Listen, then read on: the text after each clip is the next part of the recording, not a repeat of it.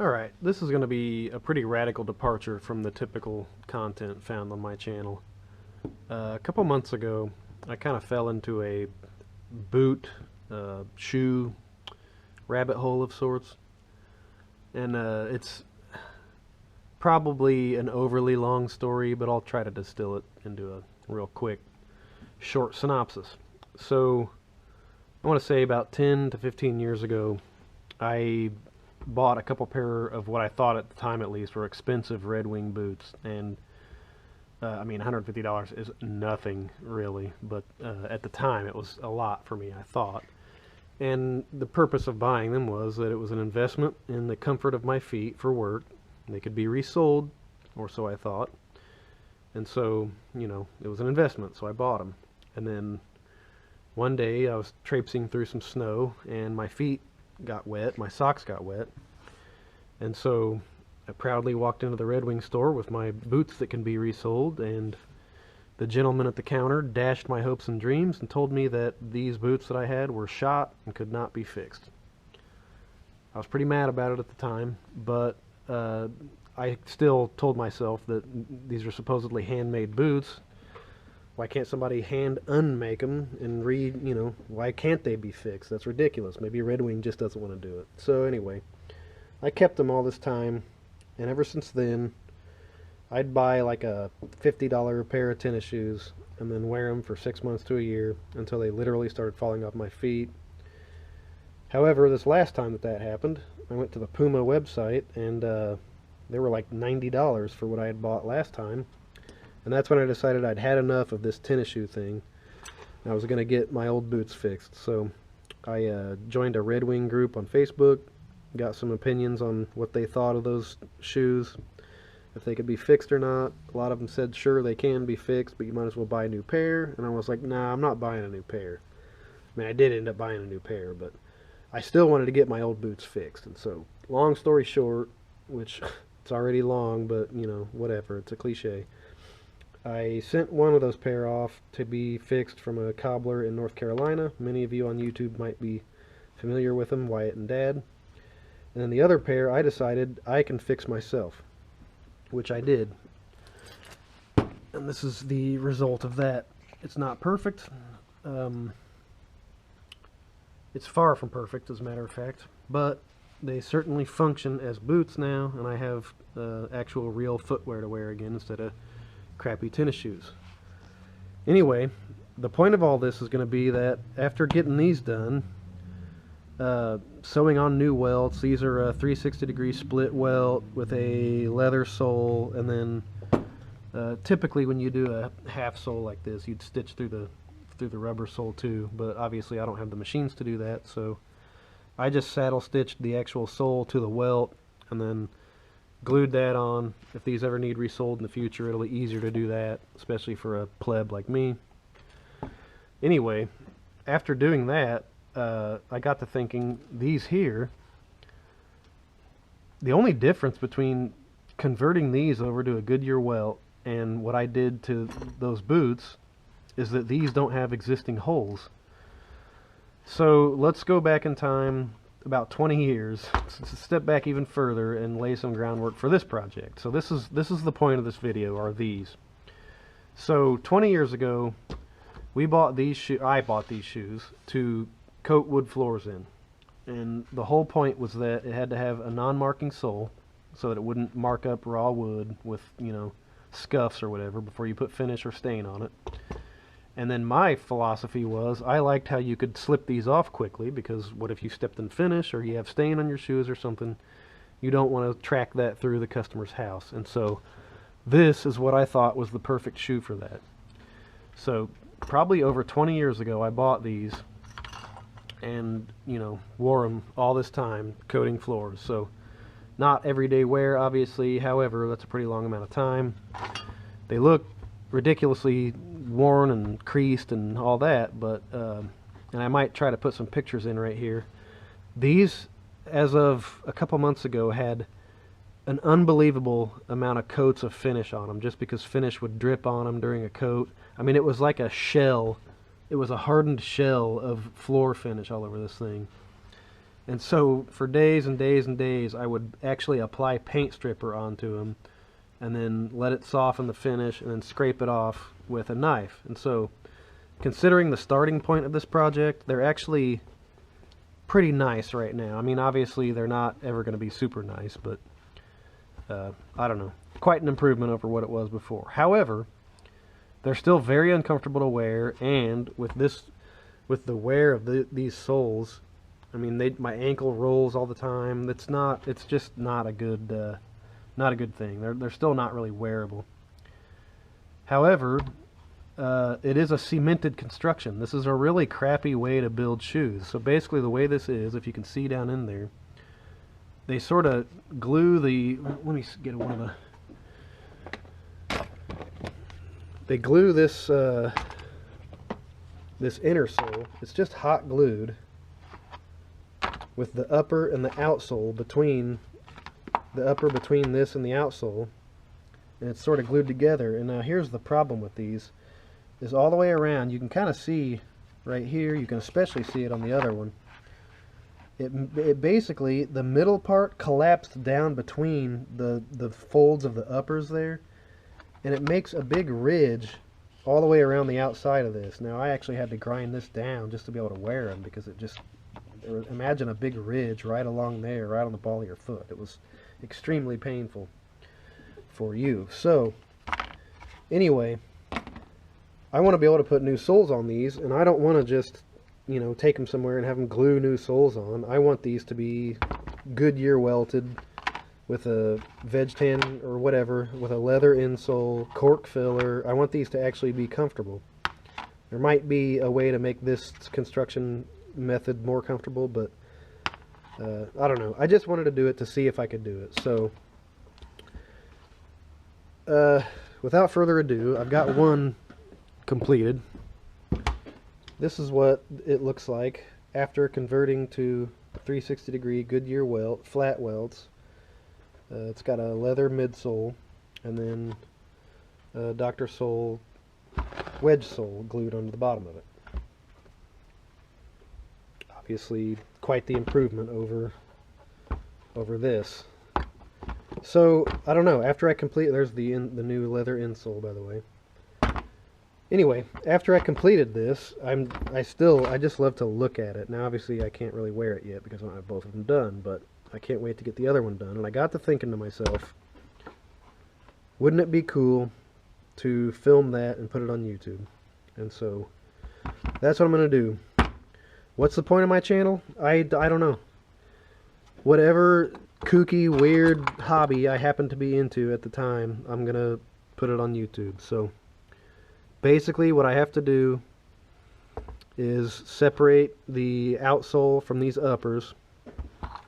And then typically what you would to be able to do something like this, normally you would need the original thing that this formed around, so that you could stretch it properly and get a lasting board on and blah blah blah blah blah blah. However, since this has already been glued to an outsole, there will be a definite line that'll tell me where I need to sew the welt onto. So I've got that going for me. And then it's just a matter of taking the new insole with the gimming onto it. Now that's, unfortunately, I've gone pretty far in this process already before starting filming. This is the welt. It's already been dyed. I do have to wax it still, but this is a scrap of some gimming rib. I guess I didn't really prepare for that. Here it is. I've already cut out and fit the new insole to the shoe. I've actually put it in there and made sure it fit and everything. Molded, you know, using these as a model. I basically used this as a template, cut out the new leather insole. That's the gimming rib, glued around to the outside edge of that. Badly in some places, but it'll still work. And then the welt will sew through the welt, the upper, and the gimming, and that'll tie it all together. Then I'll put a fiberglass shank in it, 2 layers of cork, and then midsole, outsole, sand the outsole flush. I used some brown edge dressing and then waxed the edge there. So First thing is going to be to try to separate this from the upper without damaging the upper too much. The other one kind of came right off, no problem, but as I try to pull this, you can see it kind of, in places it worries me because it looks like, look at that one, it looks like it's going to tear the leather. So a lot of times I see guys on resoling videos use what they call solvent to loosen the glue up, but I don't know what the solvent is. However, on the Renia can here, it says it contains xylene. So that tells me, at least for Renia CDC, this is the solvent for it. So I'll try that, try to get it in there. I'll try to keep it on off the outside of the uppers, get that separated from there, and then we'll move on to the next step. So yeah, pretty crazy, but that's going to be the next video series, is converting a really crappy, cheap, cemented shoe to a Goodyear welt. So let's see how that goes. Let's see if I can pull it off a second time. Alright, the first thing I'm going to try is heat, and I don't have a heat gun, but I don't know, this hairdryer gets pretty hot. See what happens.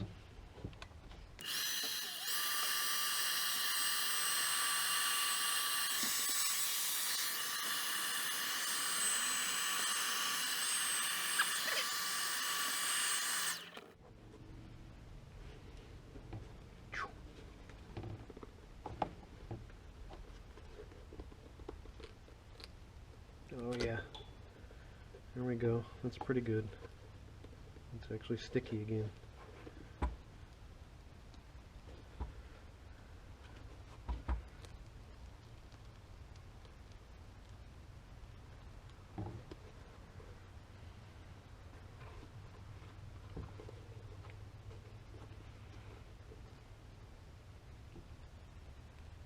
Oh yeah, come on, come on. Alright, now it's starting to fight me.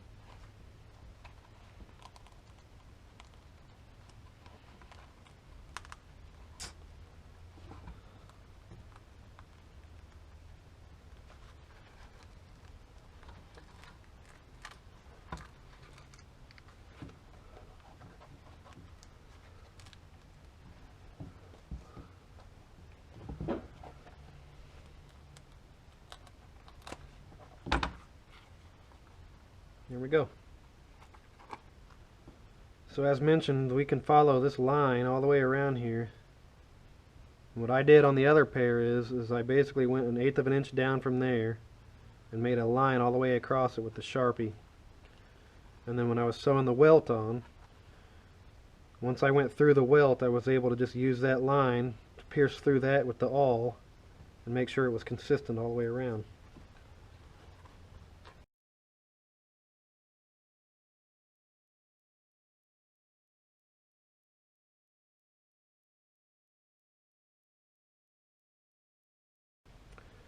And I almost forgot, if you notice the difference in color on these, that would be because once I had this off of here, I wanted to condition the bottom of this where that was going to be poked with the awl, and it's like my only opportunity. You know, once the welt goes on, you're not going to really be able to get any conditioner in there. And so I used Nick's boot oil, which I didn't realize darkens what I'm going to say is significantly. So I did it to one, I got to do it to the other one.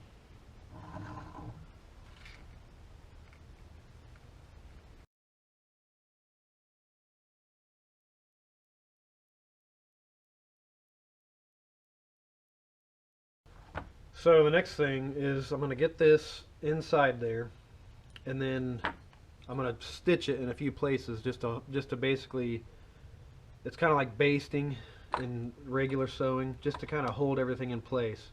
What I don't want to happen is I start sewing the welt around the one side, and then when I get here, one of the things, there's like a lot of excess upper, or this is too, it's getting stretched too tight, or who knows what. So I'll get this up in place. I'll put a stitch up here and a stitch back here to start with, and that'll kind of keep everything centered. And then I'll do, 2 or 3 stitches on each side just to basically sort of keep the upper in one place in regards to the gimming. And so the way I'll be doing this is I'll go through this black line, which is about 1/8 of an inch below the original line that shows on the outside.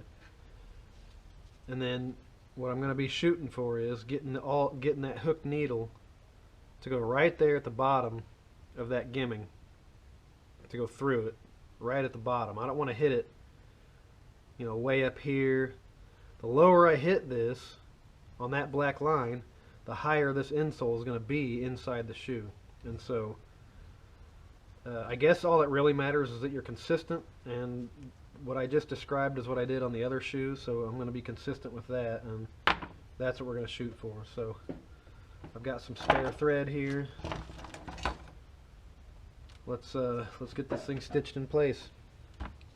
So let's just put a stitch up here and see how that goes. So I want to go through the black line. It's right through there, no problem. So if I could hold this stupid thing. We started in the black line, and then hopefully I'll get it to come out through. Alright. See where it went through? I hope I'm aiming you properly. I think I am.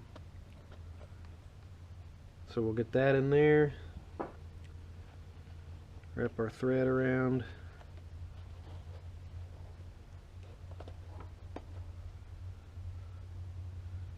So that's one. And we'll poke it again, about, I don't know, 1/4 inch or so away from that one.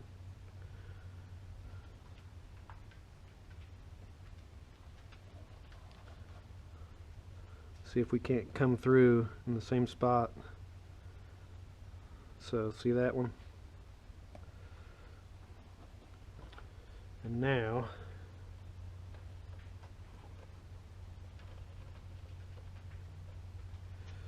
kind of hard to do when it's not on the last and you're on the last. So now pull this guy through. And I'll just tie that off and cut off the excess.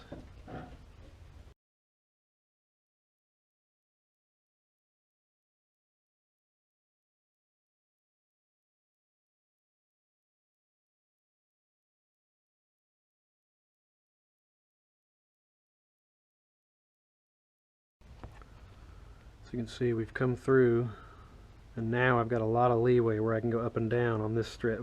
At the front and the back, that's where it's mostly held in place by this just being so long. But now I can move this. See how much ability I have to modify how this turns out by this step right here. So now that we can see the tip of the hooked needle coming through, now I can place that right at the bottom of that gimming.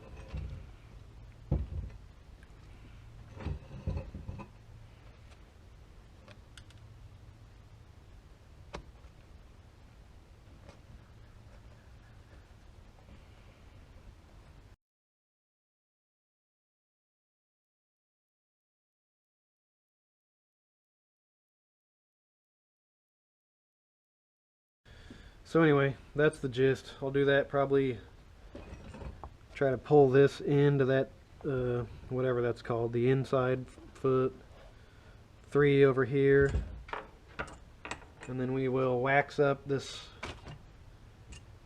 welt and get to sewing it on.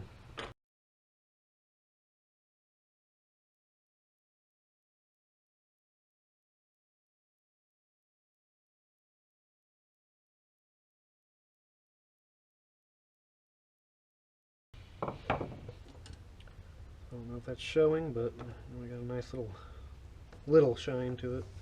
Yeah, better than doing nothing, I guess. So, all right, let's sew this welt on.